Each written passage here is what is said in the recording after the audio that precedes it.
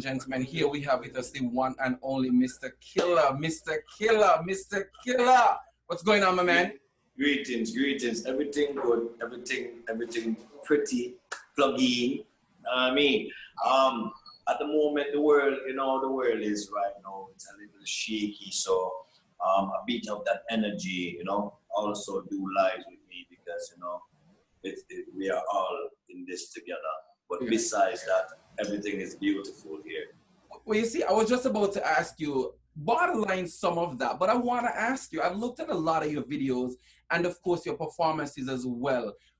What goes into preparation for when you get on stage? Because looking at you now, seeing you in interviews, and when I see you on stage, the energy is just off the chain and dynamic. What are some of the thoughts you have behind that? Because I got to ask.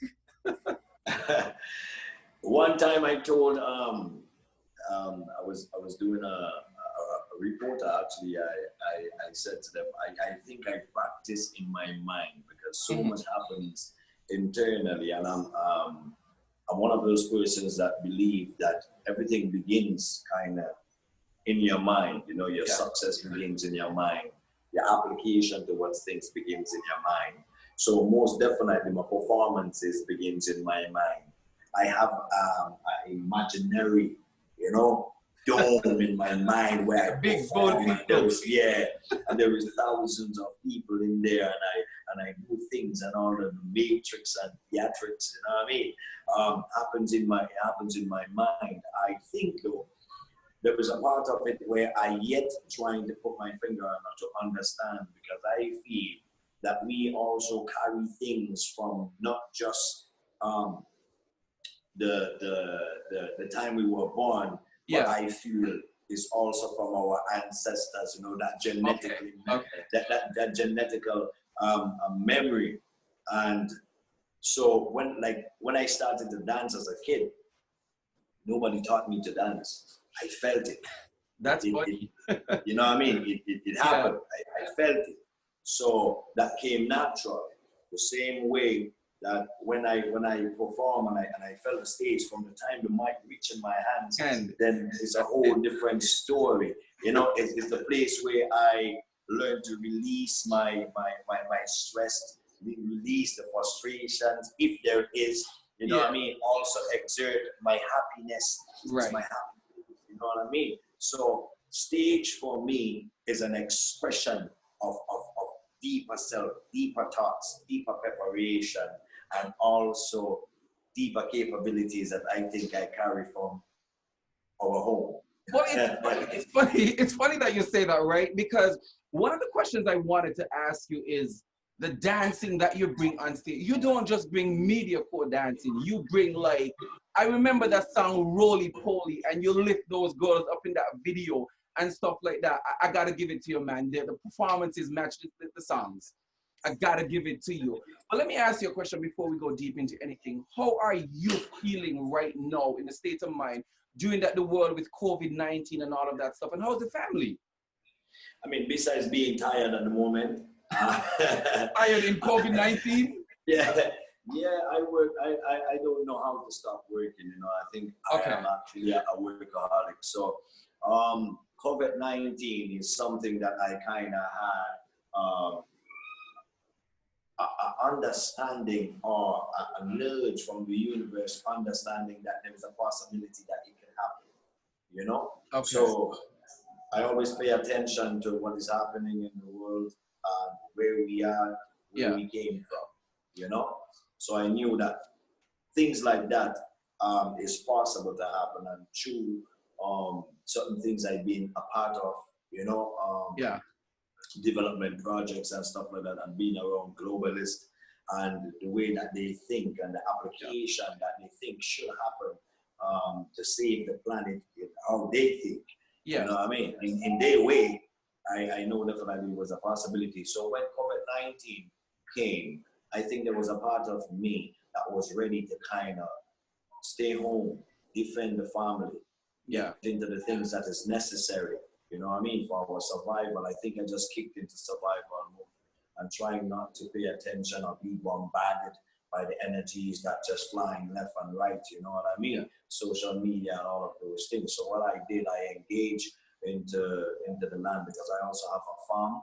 You know, Nice. Nice.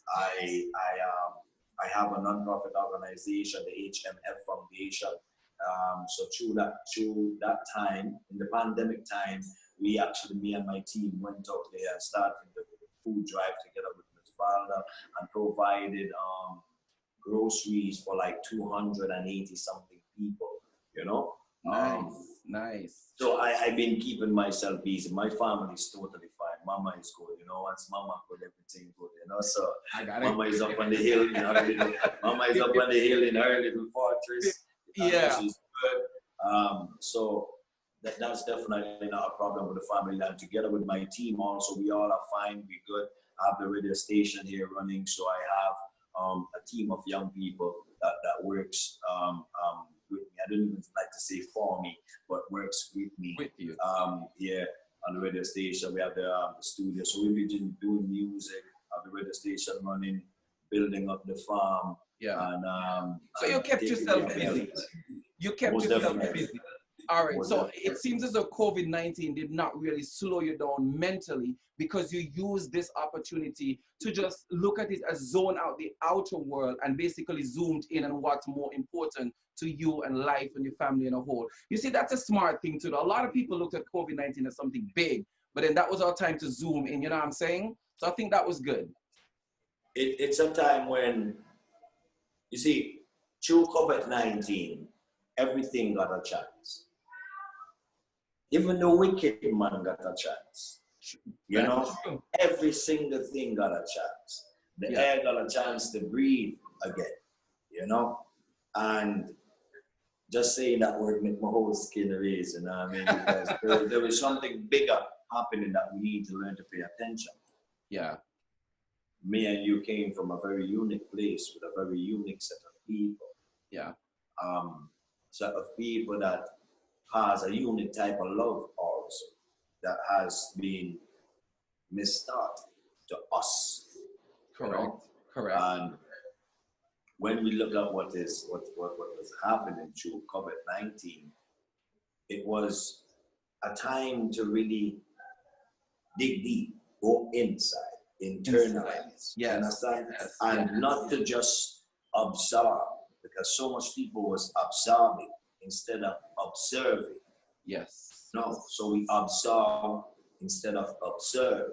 But if we pay attention and then we observe, we realize that where we came from was a dark place, a dark age. There was a little piece of that, you know what I mean? For 400 years, that was a dark age for us. We started to see light. What happens when me and you see light? We become great. We start to grow towards the light, like the tree in the jungle. Going towards the light. Yeah. Now, that is a problem for the people that had us here in for the 400 years. So automatically, what is going to happen is that they're going to actually try to bring back a dark age. Now, bringing back a dark age to us is not where we really want to be. So at the end of the day, the universe also have to pick up our vibration and our questions, you know what I mean? And our whys. And if we dig deep and we go inside, we will literally strike the well of answers because we are asking questions. So when that started happening, what happened is the things that is happening now, all related to what is happening. And so through COVID-19, I was telling people, if we go inside and start learning yourself, if you take the time out to make yourself better, because now the air could breathe, and now the plants get a chance. There wasn't all the emissions in the air, you understand? Killing the plants, the birds got a chance, and everything got a chance. But at the same time, that was only just for a moment. That wouldn't last for too long. Because as all of this shift, then we're going back to that state. So what did we learn from COVID-19? How did we apply that lesson, you know what I mean, to ourselves, that now when we come out from inside and start exerting again to the planet, how would we now treat the planet? How would we now treat ourselves? How would we now treat our people, how now we do come together, that would have been a problem. But what I realize is this. Now, I don't want to go too deep in that, but I just No, want to you're good, because this is knowledge. You're good. This is knowledge. Go ahead, give it to me. Yeah, Give it to I just me. want to speak this for a quick second, you know. Yeah. Now, in the midst of that, I was wondering, when we come out of this, what would really happen? Would we go back to being the same way that we was? You know, no, the whole world changed automatically. Now it's the pyramid. Where do we fit in this pyramid? Where do we fit in this triangle? Because you see the top here, what we call the 1% thing, that we should be here, that part should cut off. So if it cut off, then it's less of a pyramid. You make the triangle small, with us being a great part of it. But here what the thing is, when you look at the pyramid, if we are at the bottom, what does that mean? We are still the foundation. The foundation. You understand what I'm saying? So we hold it still. We still holding up. We build the cities. We slave. The Caribbean was designed for extraction. You understand? Places like the Canadas and the other cities that have been built, they was built for wealth, to inject wealth, to build, to colonize, and to build. But we was created for extraction, for us to work, and give, for them to take. Now, let's leave that a little bit, and let's go to what I was saying a while ago. What is happening when this COVID-19 is finished? You see, what would have happened then changed a little bit, because we were asking questions. We want freedom. For the first time, people started like, yo, this is not right. Something is wrong. Something weird is happening here. What is really happening here? No, but the whole world asking questions. But then remember, even in the Bible, they speak in Revelations where they say that the prophets would die there's two prophets that would die in the street. So then, while all of this is happening, they have us wearing masks, and then you do all the studies, and then you realize, all right, they say the mask is for preventative measures and stuff like that, but then you realize the science gives you something else, and then you have our brother dying in the street, and while he dying in the street, he said, I can't breathe. And then the whole world at the same time is wearing masks, and the whole world at the same time can't breathe. And we in society cannot breathe, because at the end of the day, that light we were seeing, they're ready to cover that, push you back into that age. So now everybody wants to breathe. I'm going to touch on something you said earlier that I found very striking. You said we all were absorbing, right?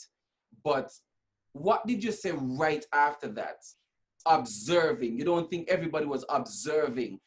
Because of the ability that you had to absorb and also observe, did that strike you to put out that song you made about that gentleman in Minnesota? Most definitely, because you see, we all are connected, you know, and if we don't realize that by now, we are going to keep standing. We going in circles, you know what I mean? Correct. I mean, when we look at our lives, what did we really contribute? People say, okay, we have to live with purpose. What is our purpose? If you want to live with purpose, that is up to you. But I feel that from the day I was born, it's the purpose already, or the purpose is already served. You know what I mean? From the day I was born, for me to be breathing, I have to then play a part. You know what I mean? Of this life, I am a cell of the universe. Just like how the body is made up of cells, just so each and every one of us are like moving cells on the planet. We make this life up, and that's why our lives matter, because in this whole creation and everything that is everything, we are a part of it. More saying that when you look at us as a people, I don't even want to dig into that. We need to start to realize what we are, who we are, and what we do contain. Since that we are on that, when it comes to, I'm not going to go too much into police brutality, because that's a whole other question. Because we're on there, and you did this song for the guy in Minnesota there, do you see that whole police brutality thing trickling down to the Caribbean where it is of concern? I mean, one case, it's a concern, but do you think that it has the ability to trickle down? At the moment, I would say this. You see, what is happening in the world right now will help change the motives of some people. They would What is happening, meaning the marches and the protesters and all of that stuff? the Okay. protest and all of that. Okay. Because I have a lot of police friends and stuff like that. And when you speak to them, they are totally also against what is happening in the world. I think we do have the mishaps. We do have police brutality already happening in the Caribbean and throughout Caribbean islands. I think all over the world, because there are you will always, just like how you have a church, in the church, not everybody in the church heart is clean. You understand? Not because they're sitting on the benches in the church. So then you would have the police force, and inside of the police force, there will be brutal elements in there. There will be people that do not consider other people and share a certain level of empathy for how other people would feel. And some people get into the police force because maybe in school they was bullied, and then someone said that they get the opportunity to be a part of the law, so now they get a chance to be over you, so they abuse that power, which really and truly is a weak state of mind, because you feel that you need to pound somebody to the ground so you can actually feel good about yourself. But at the moment, I think what is happening in the Americas is totally different from what will happen here. You might find a couple of wicked ones in between the force, but in the United States there is a I would say a heavy river that is flowing of racism. Yes. You know what I'm saying? It's in the grains. It's in the grains of yeah, a lot of white supremacy. Yeah. You know, and also we still are suffering from the inferiority complex. You know what I mean? That has been instilled in our mind, psychological implants of society. Mm-hmm. So a lot of us is on the brink of trying to rise out of that. But why we try to rise out of that, you realize that they are literally poking you, joking that nerve. And I feel like there is something bigger happening. They've been trying to start this war a long time. Yeah. You know, so that's why even though we are out there protesting, out there marching, something different is happening. There is the good parts of the white elements. You understand? That will come out and support us. Also, there is, you see, those that is coming between the crowd and trying to make us look worse than what it is. Sure. All of that is happening. But if we wise up and be intelligent and use a certain level of intelligence to our application, and I would say not just intelligence, but wisdom, if we learn to be wise in our application, then we are one more time we would stand indestructible, because we have proven ourselves indestructible many times before. So what is happening out there, in some ways, it could trickle down. And one of those ways is in protesting, standing for our rights, standing for justice, understanding and that joining together. Yeah, and understanding that there is power, and also understanding. Yesterday we protested here in front of the U.S. Embassy.